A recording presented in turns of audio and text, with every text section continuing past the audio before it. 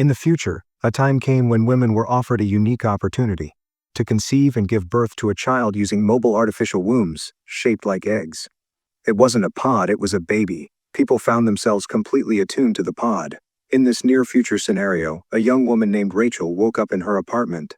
Her home AI immediately activated the coffee maker and informed her of an improvement in her digestive health.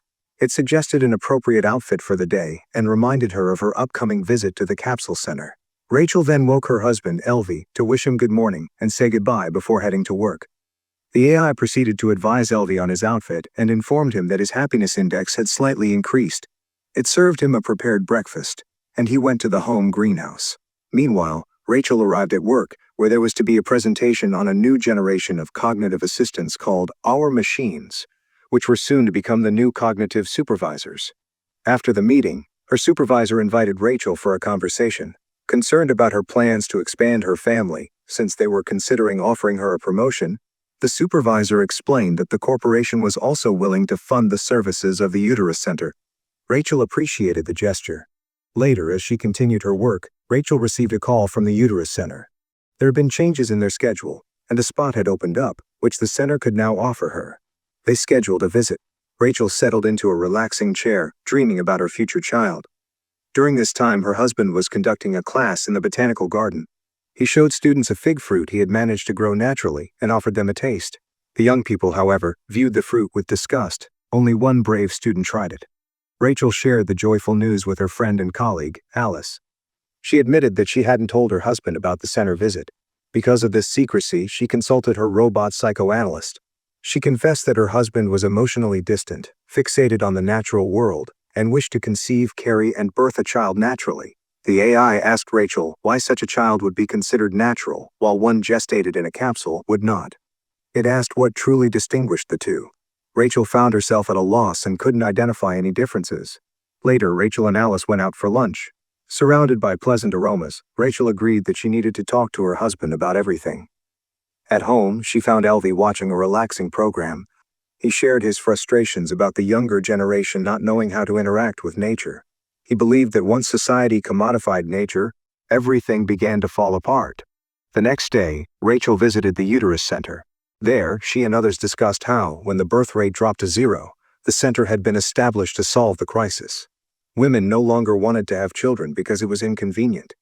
The center aimed to help them live full lives and pursue their dreams without distraction.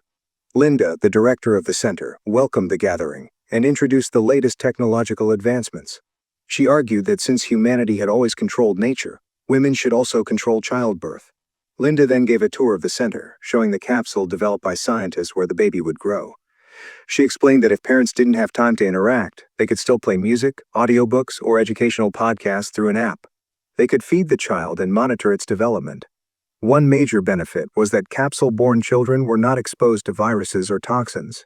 The capsules could function autonomously for 48 hours, and since the fetus could hear everything around, it was advisable for mothers to talk to the baby. After the presentation, Linda reminded Rachel about the need to make a deposit. However, Rachel said she wanted to talk to her husband first. Upon returning home, she confessed to Alvy that she intended to have a child with the help of the uterus center. He was upset, not just because she made such a significant decision alone, but because she had already visited the center without telling him. Rachel apologized and they reconciled. Rachel suggested they talk to Alice and her husband. When the families met, Alice spoke enthusiastically about the opportunity for women to have a child without pain, suffering, or bodily changes. Her husband demonstrated a special belt for carrying the egg capsule. Alvy looked skeptical and categorically refused to hold the capsule at home, unable to shake the feeling that the egg was made of plastic. Rachel assured him that the child would perceive it as a real maternal womb, but Alvy remained unconvinced. It was hard for him to accept that the child would be packaged in plastic. Rachel then suggested he visit her robot psychotherapist. Although initially offended, Alvy eventually agreed. After listening to the AI, he realized that he and his wife completely misunderstood each other. When he returned home, they discussed how humanity had evolved to the point of growing children in capsules. Alvy ultimately agreed to Rachel's proposal because he understood how important it was to her. The next day, they visited the center. Although a child could now be created from any genetic material, Rachel announced that Alvy would be the biological father. She allowed nature to determine the child's gender. Linda led them to a room where, on a large screen, future parents could witness the moment of conception. Later, they were brought a container with the fertilized zygote so they could admire it. The couple later informed Rachel's parents about the upcoming event. Her father suggested Alvy sell his countryside house, since they never went there. Alvy vehemently opposed the idea. While the capsule remained at the center, the couple continued their normal routines. Eventually, the program connected Rachel to the capsule. Although nothing could yet be heard from within, she began selecting music for the baby. She tried to see the baby but was told that it would be kept in complete darkness until 7 weeks. Then one of the capsules sent a signal. It was time for birth. Although everything was programmed, the baby didn't always arrive on schedule. Rachel began having strange dreams, which she confided to her psychoanalyst. The AI, however, told her that dreams were unreliable material for analysis. At 6 weeks of pregnancy, when the baby's heartbeat became detectable, Linda allowed them to take the capsule home. That day, she showed them the baby. Rachel prepared the child's room, while Alvy brought an olive tree sapling. Rachel suggested replacing it with a hologram. Offended, Alvy took the tree away, promising to plant it at their countryside house. Once again, Rachel suggested selling the property, unable to understand why they should go anywhere when they already had everything for a good life. The next day, Rachel met a pregnant woman at the pool. The woman allowed her to listen to her baby's movements, filling Rachel with delight. That evening, Rachel moved the capsule to their bedroom so they could spend more time with the future child. However, Alvy felt uncomfortable being intimate with the baby present, so they moved the capsule to the nursery. It immediately signaled hunger, prompting the parents to rush and feed their offspring. Sometime later, they went on a tour of the center to prepare for parenting. Linda showed prospective parents the play areas and answered questions. Government no longer funded education, but the center taught children programming and logic. In one room, children engaged in creative activities, though it was mostly the computer doing the work while the children gave feedback. When a parent asked about dreams, Linda reassured them that dreams were excluded from fetal development, as they carried no useful information. One day, Alvy was in his greenhouse when the capsule signaled. He fed the baby, then decided to talk to it. At the same time, Rachel received a warning about her declining productivity. Alvy tried on the capsule holder and took pride in his success. He began carrying the capsule with him, reading books, posing riddles, showing plants, and even sleeping beside it.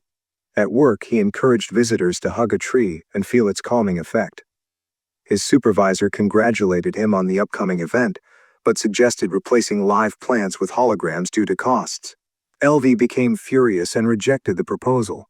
At home, the family watched a documentary about penguins, and Alvy cried when he saw their dedication.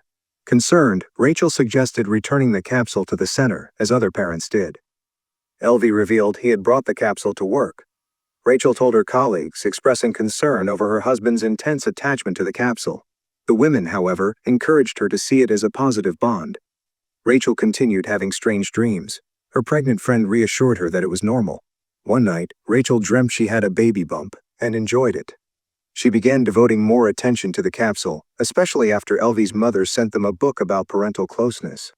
However, this started to worry Rachel. The couple visited a psychoanalyst. Finding balance was difficult, as everything now revolved around the child. Rachel felt jealous. Alvy spent more time with the baby than she did.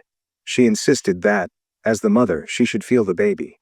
The AI asked permission to connect to the capsule, explaining it could not take sides. The next day, Rachel brought the capsule to work, but she acted distractedly, focusing too much on the baby. Alice suggested placing the egg in the designated area for future mothers' capsules. Noting that Rachel was becoming a distraction, Alice kept her own capsule at the center for convenience.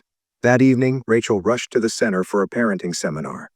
Linda then suggested leaving the capsule in the incubation area. Reluctantly, the family complied.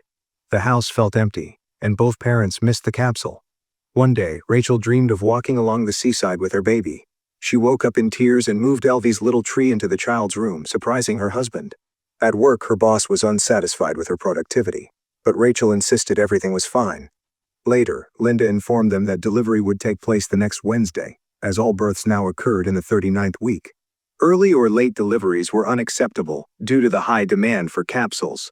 Parents would be given oxytocin, the love hormone, to prepare. However, the family shocked Linda by requesting to take the capsule home for the birth, even though it was against the rules.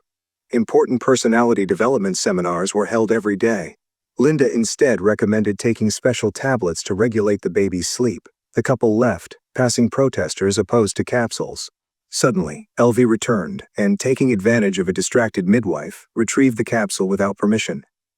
That night, Rachel dreamed she was buying her baby at a store, 2 for the price of 1. She woke Alvy and asked him to take her to the countryside to give birth in nature. Alvy rushed to inform Linda, but the director was firmly against it. The capsule was expensive and could not be risked. Still, the family left for their coastal home. Rachel began to understand her husband as they enjoyed nature together. They walked in the forest, planted an olive tree, and often sat by the sea with the capsule. One night, the capsule turned off. In a panic, Rachel wanted to call the center, but Alvy reminded her they still had 48 hours. They must trust the child. They were awakened by the onset of labor, which required a code. Unable to figure it out, Alvy used a hammer, opened the capsule, and retrieved a beautiful, healthy baby. The happy parents embraced him. Early in the morning, Rachel packed the capsule in a box, took it to the post office, and sent it back to the center. She returned home, where her husband and son were sleeping peacefully. The creators of the film had delicately portrayed the absurdity of a potential social evolution.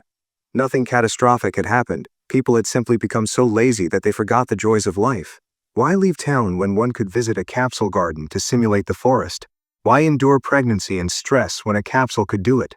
What did you think? Did the ending surprise you, or were you expecting it all along? Let us know in the comments below.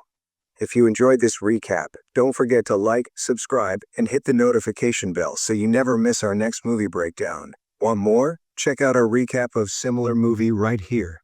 Thanks for watching, and we'll see you in the next one.